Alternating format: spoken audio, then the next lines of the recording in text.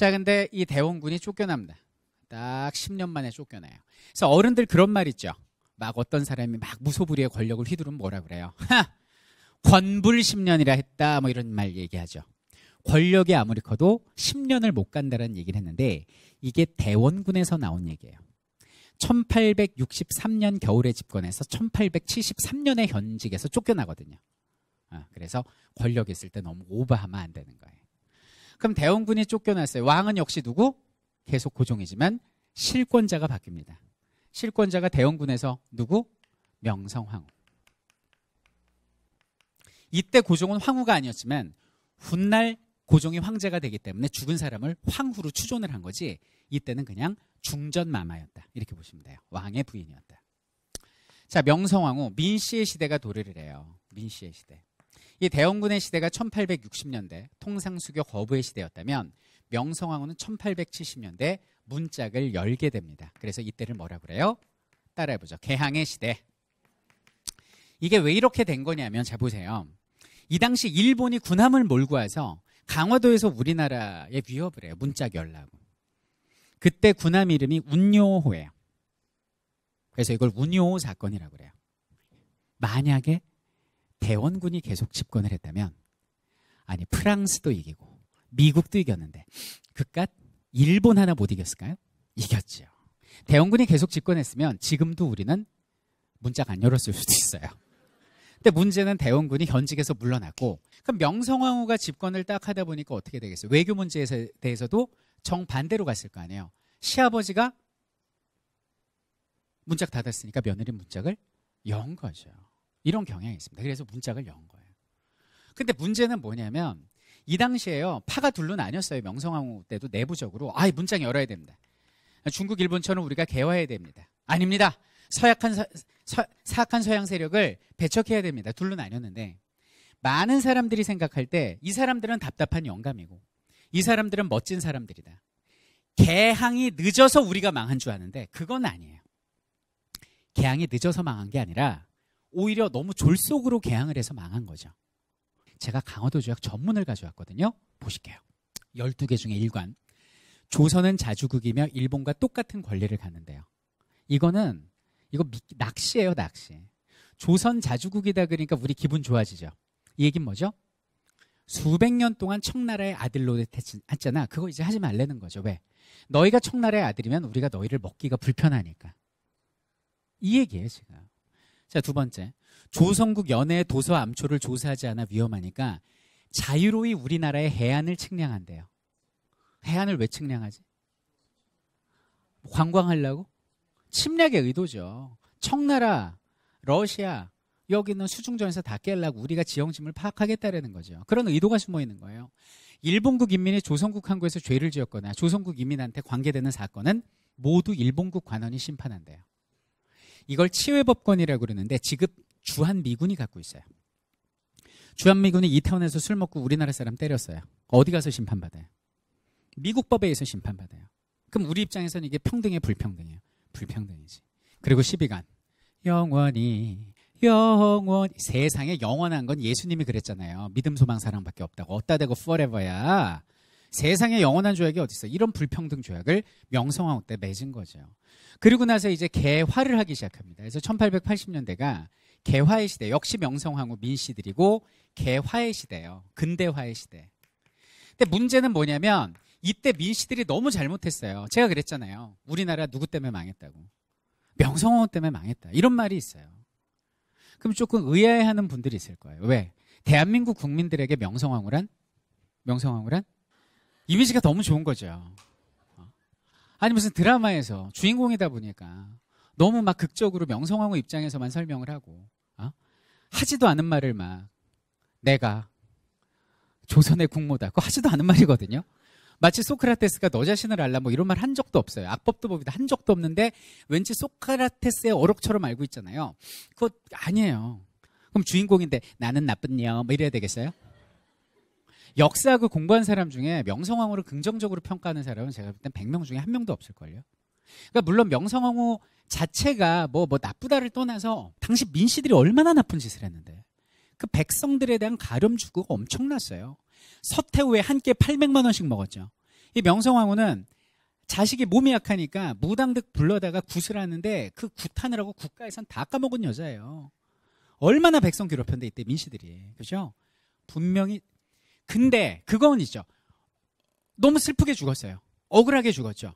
근데 이 사람이 슬프게 죽고 억울하게 죽었다고 그 전에 걸어온 길이 다 그게 다 미화가 된다면 그건 말이 안 되는 거잖아요. 잘못한 건 잘못한 거고 불쌍하게 죽은 건 불쌍하게 죽은 거죠. 그러니까 명성황후에 대한 그런 맹목적인 어떤 좋은 이미지보다는 냉정한 좀 판단이 필요할 것 같아요.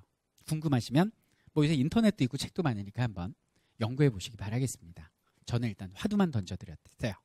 자, 근데 이때 민씨들이 정치를 너무 못하다 보니까 부작용이 막막 터져요.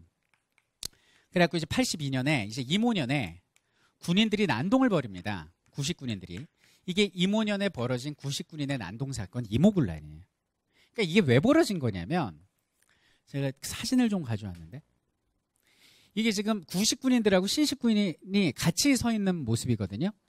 옛날 포졸들이 길잖아 이게. 이쪽 이제 신식 장교들. 특별한 기술을 지닌 부대. 별기군. 일본인한테 장교 훈련 받는 사람들이에요. 이 사람들이. 근데 이쪽 별기군한테는 보너스에 무기 지급도 좋은데 저기는 조선군 구식군인들은 5개 부대 중에 2개만 남겨놓고 다 그냥 없애버렸어요. 실업자 됐어요. 군인 공무원들이. 거기다 월급을 안 줘. 13개월치를 안 줬어. 난리 쳤더니 봉급을 줬어. 근데 이때 봉급을 쌀로 받았거든요. 반이 보니까 모래하고 겨운 거예요. 1년치 월급 봉투 이만한 거 받았는데 열어봤더니 신문지 오린 거랑 막 섞여 있어. 막 이렇게 종이에다 세종대왕을 그렸어요. 직접 10,000원 막 이렇게. 가만히 있겠냐고. 들고 일어난 거죠. 그게 이모군란이에요. 그럼 이 당시에 이런 어떤 군인들의 봉급이랄지 이게 모든 체계가 무너져 있던 거죠. 그러니까 공무원들, 군인 공무원들이 이제 공무원 손 들어보세요. 공무원 준비하시는 분. 공무원이 나와서 데모하는 거 봤어요? 안 하잖아요. 엄청 중립하잖아요. 군인 공무원들이 난을 벌였다는 건 이미 나라가 끝난 거예요. 그리고 이거를 막을 힘이 없네, 나라에서. 그래서 누가 와서 막아준 줄 알아요? 청나라가 3,000명 군대를 보내서 막아준 거예요. 그리고 이때 저 별기군 쳐들어가가지고 이 모든 게 너 일본 때문이야 그러면서 너 왜 일본 놈이냐 그러면서 호리모도 레이조라는 군관, 아무 상관도 없는 사람 죽이고, 그리고 저기 어디야 일본 공사관 가고 다 때려 부셔버려요. 공사관은 그 나라 영토거든. 이게 일본 공격한 사건이죠. 일본 입장에선. 그래서 이모군란은 단순히 이거는 군인들이 난동을 벌였는데 청나라가 막아준 사건이 아니고 우리나라의 국격이 땅바닥에 떨어진 일본, 청나라 그리고 그 외의 열강들이 저기 있는 조선은 내부적으로 썩어서 공무원이 난을 벌이고 그리고 스스로 그거를 막아낼 힘도 없는 소위 말하는 봉이구나. 호구 잡힌다고 그러죠? 바둑용어예요. 호구구나. 저거 완전 봉이구나. 저거 완전 바보구나. 이렇게 찍히는 사건이 됩니다. 이 사건이 왜 벌어졌다고? 이 정치를 잘못했으니까 난을 벌이죠. 그리고 공무원들, 이번에는 군인 공무원이 아니라 일반 문관 공무원들이 난을 벌여요. 그게 1884년 갑신년에 벌어진 젊은 공무원들의 정변 쿠데타. 이게 갑신정변 이름 안에 다 내용이 나와 있는 거예요. 그럼 갑신정변 당시 젊은 애들이에요. 23살부터 13살까지. 여기 박용효, 서광범, 서재필, 김옥. 서재필은 당시에 19, 고3이야. 이런 젊은 애들이 당시 정부의 잘못된 개화 정책에 불만을 품고 왕과 왕비를 납치한 사건 아니에요. 얘들은 어떻게 쿠데타를 벌입니까? 이때 우리나라 최초의 우체국이라고 이제 우정국이라고 있어요. 지금 종로 가면은 있어요. 조계사 안에. 이때가 1884년 음력 이제 10월 17일, 양력 12월 4일인데 이날 우정국 개국 축하연에 여기는 민씨들이 다 모이는 거죠. 그러니까 이제 김옥균하고 박용효가 자기 사람들을 이렇게 불러놓고 젊은 애들 칼치워갖고 불러놓고 인근 인민가에 밤에 이제 막 축하 파티할 때 불을 질러요. 그러니까 얘들이 불이야 그러니까 뭐야 그러고 나왔을 때 얘들이 칼을 차고 갖고 얘들을 다 찔러 죽인 거예요. 민씨들을. 그 사건이에요. 그리고 뒷문으로 김옥균, 박용효 급진계합파 공무원들은 빠져나와서 왕과 왕비를 모시고 거짓말해서 납치합니다. 지금 청나라 군대가 죽이러 온다고 모시고 다른 경우궁이라는 방비하기 좋은 곳으로 옮겨버린 사건. 그리고 사전에 일본하고 결탁을 해가지고 일본 경비대가 여기서 딱 진을 치는 사건. 이게 갑신정변이에요. 공무원들이 한 짓입니다. 왕과 왕비를 납치했다고요. 이 나라가 뭐냐고 이게. 이거 성공해요, 실패해요? 성공하죠. 며칠? 3일 성공해요. 왜 성공하냐면 사전에 일본하고 얘기가 돼 있었거든. 야, 이 나라 우리 젊은 공무원하고 일본 다 같이 한번 해먹자, 이 나라. 어? 왜냐하면 청나라가 이때 우리나라 막아줘가지고 우리나라에서 아버지 행세하니까 청나라 세력 몰아내고 너희 일본하고 우리 공무원들이 해먹자 이거예요. 그래갖고 일본군들이 보초를 서준 거라고. 근데 문제는 뭐냐면 청나라가 강하게 개입합니다. 그래갖고 일본 보초병들이 다 도망가요. 총 몇 방 쏘니까.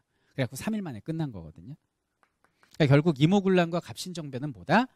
여기 있는 민씨들의 근대화 정책의 어떤 그 부작용이다. 이렇게 봐주시면 되겠습니다. 이것이 바로 1880년대의 모습이에요. 그 다음 볼까요? 이 민영익이라는 사람이 나오는데 민영익이 왜 나오냐면 갑신정변 때 아까 왜 칼 맞았죠? 민씨들. 그 중에 거의 유일하게 살아남은 사람이 민영익이에요. 칼 맞고 쓰러져 있는데 핏덩어리가 된 거를 갖다가 그 청나라 군인들이 뒤늦게 도착해가지고 갈 데가 없으니까 한의사는 수술을 못 하잖아요. 우리나라에 들어왔던 알렌이라는 선교사한테 업고 갔어요. 그러니까 알렌이 우리나라 최초로 다 꿰매서 수술합니다. 3일 만에 깨어나잖아요.